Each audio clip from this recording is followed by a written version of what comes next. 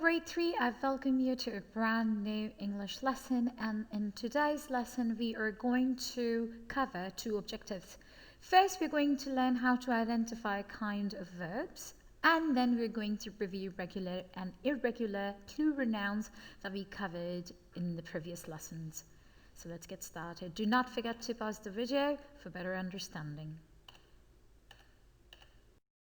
Great, so I want you to open up your R&B books to page number 170 and read the first half of this page that talks about kinds of verbs. Now, let's read this together. A verb that tells what people or things do is a verb. Words that show action are action verbs. So, any word that shows an action is called a verb. Some verbs do not show action. They're being verbs. So there is another type of verb that's called a being verbs. For example, the verbs am, is, are, was, and were are forms of the verb be. They tell what someone or something is or was. Don't worry, let's look at this sentence and you'll figure it out. The players jump. So the word jump is your action verb, and they are strong. So the word are here is your being verb, right? It tells about someone who is strong. Like, what are they? They're strong. So are here is your being verb. Perfect. So let's try to attempt these and you'll figure it out. Just remember this. Am, is, are, was, were are your being verbs, and then any word that depicts an action is your action verb. Great, so let's try doing this. Now, identify the underlined verb in each sentence. Write action or being on the line. Let's try the first one. Tammy worked hard for the race. Worked hard. So that's a past tense of the work. The word work. This is an action, working, right? Work. So I'm going to write action. This is an action verb, so I'm going to write action. Let's read the second sentence. She was a weak runner. Here you can see that the word was right here is, it's not an action verb, so it's a being verb, right? Try the next one. Let's see if you can get it right. That's correct. Her coach taught her exercises. Taught is the past tense of the word teach. So this is your action word again. It's an action. Next, let's see what we have to do here in the second half of this page. Combine each pair of sentences. So you join them together. Use both verbs in the new sentence.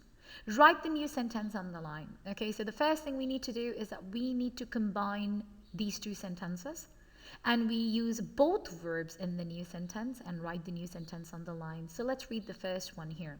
Jenna jumped 4 feet high. Jenna jumped 4 feet high. Here the word jump is an action, so that's my action verb. Jenna landed in the foam pit. So the word landed, again, is your verb, and this is an action verb. So I need to join these two sentences. As you can see, that there's a repetition of her name, and I can replace that, right? Or I can do something else. So you can join these sentences together like this. Jenna jumped 4 feet high, comma, and landed in the foam pit. So you join these words together, these sentences together, using a comma and. Okay?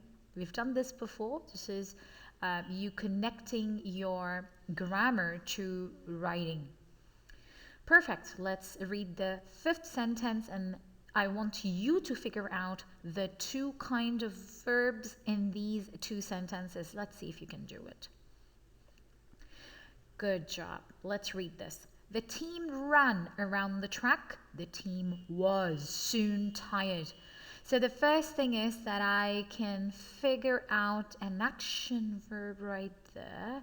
The team ran around the track. And in the second sentence, the team was soon tired. Was here is your being word. So here I've got an action verb, here I've got being. Let's join these two sentences together.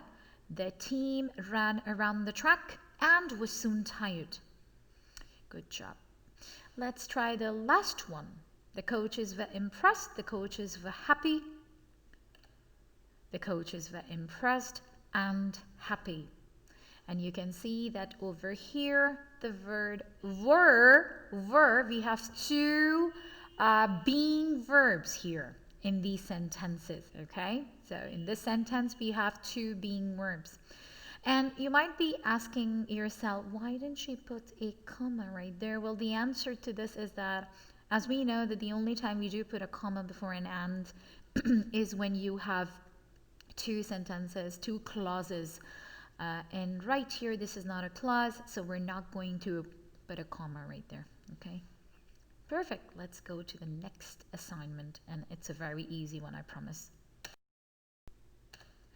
Great, so after finishing page number 170, I want you to try attempting page number 167. I promise it's very easy. All what you need to do is review the regular and irregular plural nouns that we studied last week. So let me help you out with the first, and I'm sure that you're going to get them done yourself. So all what you need to do is this: write the plural form of each singular noun in parentheses. So you can see that there are words too tiny, baby, and I need to convert this baby into a plural form. So what am I going to do? It's a Y. Remember what I told you? That's correct. You need to remove the Y and add I and ES. So baby becomes babies. Let's do the second one together. 4 long stories. So remove the Y, add IES. Great. Now you're going to do these 3 yourself. Super easy. 12 ripe, fresh red, 8 cute. You do that yourself. Let's do the second half here. Write singular or plural for each underlined noun. So the nouns are already underlined for you. All what you need to do is decide whether they are plural or singular. That's easy. Woman. Look at the E. So woman, that's plural. Men. Again, E, that's plural too. Jack wore a guard to protect his teeth. That. And the last 2, you're going to be doing it yourself. And when you're done, don't forget to share your comments in the discussions. All right, grade 3, so I want you to complete your work on page 167 and 170, and do not forget to leave a comment or ask a question if you've got one. Best of luck, grade 3.